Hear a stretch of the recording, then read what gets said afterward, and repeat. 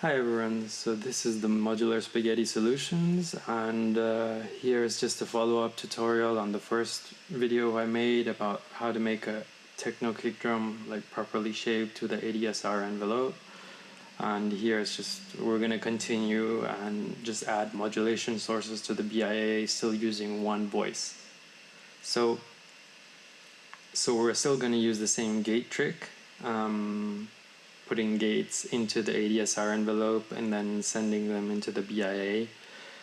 But here we're going to add 4 modulation sources into the BIA to make them to bring in more movement and to give the impression that there's more instruments going on.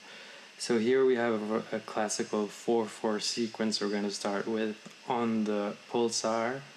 So don't get intimidated by the Hermod or whatever else you see there. The Hermod is basically just sending out clock and reset sources out to the clock dividers and multipliers and to the Pulsar mostly.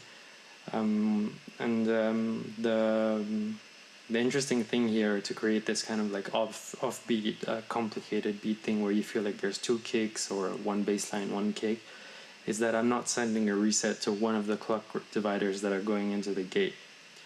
So here we can start with the classical kick. Here we go.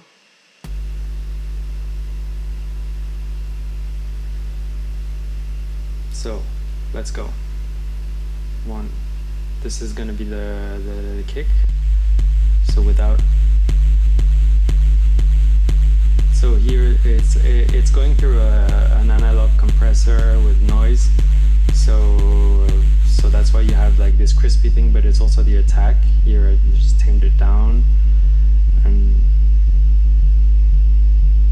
you bring it back up, it's going to bring that clap, and that's what we're gonna modulate these parts of the BIA, which gives you can get either a really clean kick out of the BIA round or something very crispy. And here we're going to shape it again with the envelope gate trick. So now we're going to send in a gate and you're going to hear some clicks, but everything is put to a minimum. And now we're going to add some add some decay, some sustain.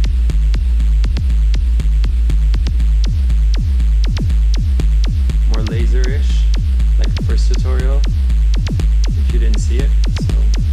So you don't have to go see that video, you can just go through it here. So we're just messing with the decay sustain to get this kind of sort of lasery kick. But here we have 2 4/4s going, one from the clock divider, one from the Pulsar, and we can see that they're both the offset is completely offset, like a hi-hat and a kick would be. But that's purposely done because I didn't put a reset into the clock divider. So yeah, that's the first trick. And now the idea would be to add some modulation into the sources. So we would use the Varigate. We have 4 tracks. Here we're still messing with the sustain. Get a proper kick, a little bit more subtle. I don't like it when it's too lasery kind of. And here we can start with the first modulation, starting with the attack from the Varigate. So I'll just put some random features inside, and here you can hear the effect that has on the attack. So the BIA has this kind of its sort of envelope inside it, where you have it decay pot and attack kind of where you can mess with it a bit. So I keep the decay very long, so that whenever the ADSR triggers, it catches up on the long decay and creates a new trigger on top of that. So it's like a new kick on top of the bassline. And now I'm going to add more Euclidean triggers. So we have the 4/4 coming from the ADSR, and the Pulsar is putting the Euclidean kind of bassline that you can hear.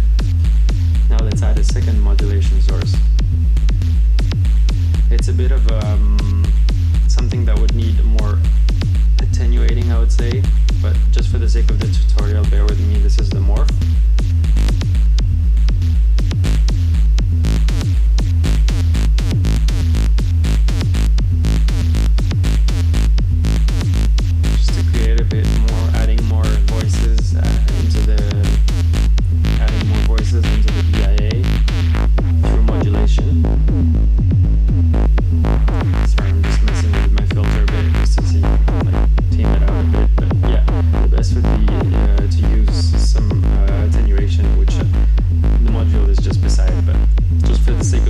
tutorial.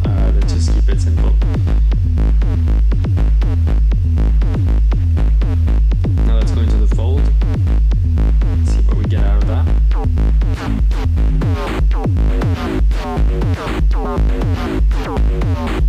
Get kind of this 90s techno sound, FM-ish sound. It's all coming from the same module, so the Simulants, it's Veritas Alter from Noise Engineering. It's a great module, and this is what it's putting out. So here we can I don't know how many sounds are going on here, but maybe comment in the comment section what you think, how many instruments are playing at the same time. But it's actually just one voice. And here, now let's mess with the harmonics. So it's just gonna add some kind of melodic content into it, so it gets kind of like this more party vibe. It should also be like more controlled and tamed, but this is just for the sake of demonstration. So we have 4 modulation sources going in. We could still mess with the spread, which would change the harmonics and the tone and timbre of the harmonics.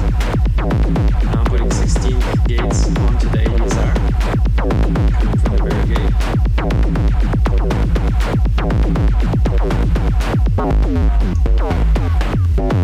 Now offbeat prime number is the main trigger, and 4/4 is the re-trigger of the ADSR.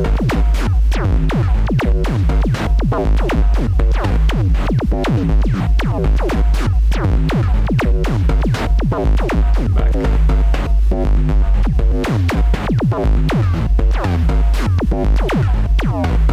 It's great for breakbeat. You can really mess with the clock dividers and multipliers, put them through the gate, and really make messy things.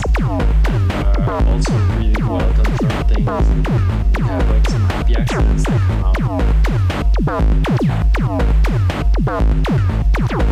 So this has kind of like some happy hardcore techno vibe, but the idea is just to show how much modulation. Let's just put the genre aside and whatever music style it is aside. It's just to see what you can do in terms of interaction to one voice and how far you can push it. And this is just not even like I'm going to the minimal route here. I'm showing really less. We can go even further. We could modulate the Varigate. We can modulate the clock dividers into irregular clock divisions, and getting irregular clocks into them like Euclidian clocks. And we can go really messy into that. Go deep into the murky waters of like module interaction.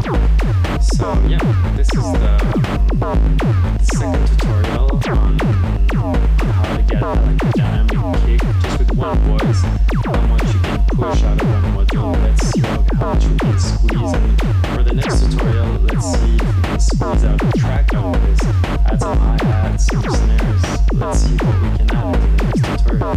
So this was the Modular Spaghetti Solutions. Thanks for listening, and yeah, hope to see you in the comment section.